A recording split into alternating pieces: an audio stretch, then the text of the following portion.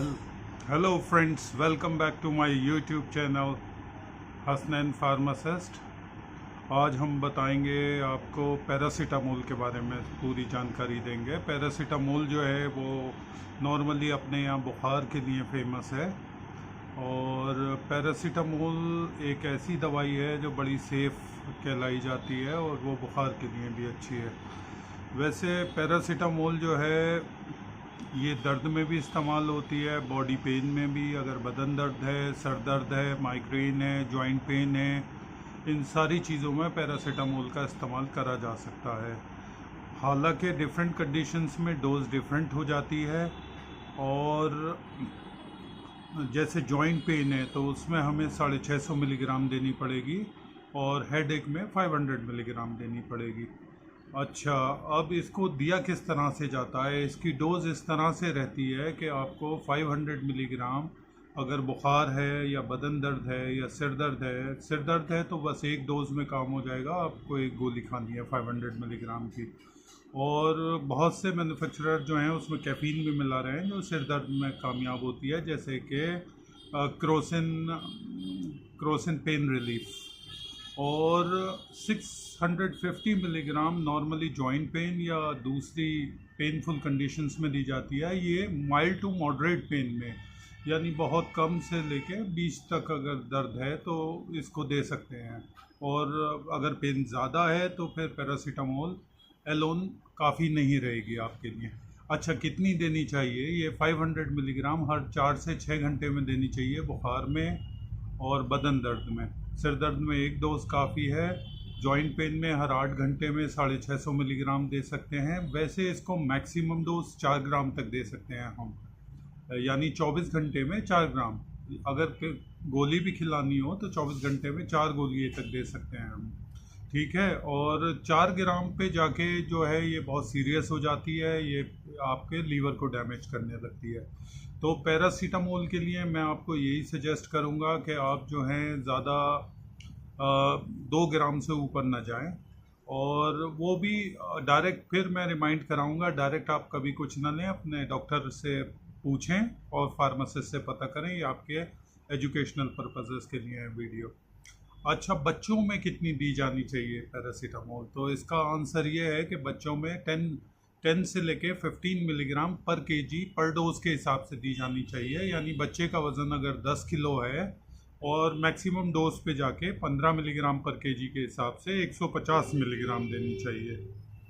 अच्छा, different brands में क्या फ़र्क है? जैसे इसमें क्रोसिन आती है, कालपोल आती है, डोलो है और P500 है, बहुत सारी ब्रांड्स हैं। तो इनमें क्या फ़र्क है? इन सब में कोई फ़र्क नहीं है और प्रोबेबिलिटी है, हो सकता है API यानी एक्टिव फार्मास्यूटिकल इंग्रेडिएंट जो मेडिसिन होती है, एसिटामिनोफेन, इसके अंदर दवाई होती है। पैरासीटामोल का दूसरा नाम एसिटामिनोफेन है। अमेरिका में इसको एसिटामिनोफेन कहते हैं और यूरोप में इसको पैरासीटामोल भी कहते हैं। तो इस तरह से है। अच्छा, कौन कौन सी ब्रांड है मैं ये आपको दिखा देता हूँ। जैसे ये अपनी क्रोसिन है, तो क्रोसिन 500, 650। और क्रोसिन के बाद अपनी ये कालपोल है, ये कालपोल भी है। और कालपोल के अलावा ये बच्चों में जो है ना, एक ये है, ये जो है डबल स्ट्रेंथ है, 240 मिलीग्राम है। ये 5 साल से ऊपर के बच्चों को दी जानी चाहिए और 5 साल से लेके 11 साल के बच्चों तक। ये साथ में मैं आपको ये भी बताता चलूँ कि अगर बच्चे का वज़न 45 किलो है या 12 साल से ऊपर का है तो उसको एडल्ट डोज दिया जाएगा। तो ये है। और अगर 5 साल से छोटा बच्चा है तो ये 120 मिलीग्राम है। ये मैं आपको कालपोल दिखा रहा हूँ, लेकिन डिफरेंट ब्रांड्स अवेलेबल है। कालपोल भी है, क्रोसिन भी है। क्रोसिन में जो है 120 मिलीग्राम में ये वाली आती है, ये क्रोसिन है। अच्छा, ये 5 साल से छोटे बच्चों को दी जानी चाहिए। अच्छा, 1 साल से छोटे बच्चों को कितनी दी जानी चाहिए? 1 साल से छोटे बच्चों को कभी भी अपने आप नहीं देनी चाहिए, डॉक्टर की रिकमेंडेशन पे देनी चाहिए। अब बहुत से पेशेंट्स ये सवाल उठाते हैं, क्या क्रोसिन प्रेगनेंसी में दे सकते हैं? हाँ, इसका जवाब है हाँ, क्रोसिन प्रेगनेंसी में दे सकते हैं अगर फीवर है, लेकिन डोज उसकी मिनिमम होनी चाहिए और मिनिमम ड्यूरेशन के लिए होनी चाहिए। अगर आपका फीवर 3-4 पैरासीटामोल की टैबलेट्स घटाने के बाद वापस आ जा रहा है, इसका मतलब रीज़न कुछ और है, इन्फेक्शन है, कुछ भी है, तो उसके लिए आपको अपने डॉक्टर से मिलना चाहिए। और इसके 3 दिन से ज़्यादा कंटिन्यूसली अगर आप चलाएंगे तो इसके लीवर पे बहुत बुरे इफ़ेक्ट्स होते हैं। और अगर किसी को लीवर डिसीज़ है तो उसे तो बहुत सोच समझ के लेना चाहिए।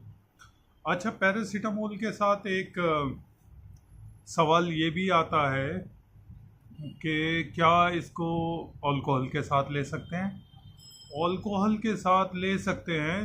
नॉर्मली इसके नॉन साइड इफ़ेक्ट्स नहीं हैं अल्कोहल के साथ, लेकिन जवाब ये भी है कि अल्कोहल भी लीवर को अफेक्ट करता है और पैरासीटामोल भी लीवर को अफेक्ट करता है। तो कोशिश करें ना लें, कम लें और गैप देकर लें। 2-3 घंटे का फ़र्क होना चाहिए और कम से कम क्वांटिटी में और कम से कम ड्यूरेशन के लिए लेनी चाहिए जो अल्कोहलिक्स हैं उनको। अब एक सवाल ये उठता, क्या पैरासीटामोल के साइड इफ़ेक्ट्स हैं? पैरासीटामोल जो है वो is considered one of the safest drug, सबसे सेफ ड्रग मानी जाती है। लेकिन हाँ, साइड इफ़ेक्ट्स हैं, जैसे मैंने आपको लीवर के बारे में बताया था। उसके अलावा इसमें बॉडी में रैश भी आ सकता है, इचिंग हो सकती है। कभी भी अगर कोई भी मेडिसिन के साथ अगर आपको रिएक्शन हो तो मेरी सजेशन और रिकमेंडेशन यही है, उस मेडिसिन को वहीं पर रोक दें, खाना बंद कर दें और अपने हेल्थ केयर प्रोवाइडर यानी डॉक्टर को कंसल्ट करें।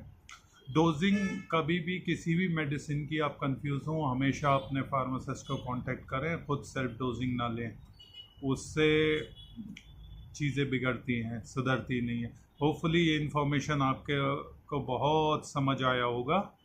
तो अगली मेडिसिन को लेके मैं आपके पास फिर आऊँगा नए वीडियो के साथ, नए अपडेट के साथ। Thank you so much. Like, subscribe and share my channel. Thank you everybody. Thank you.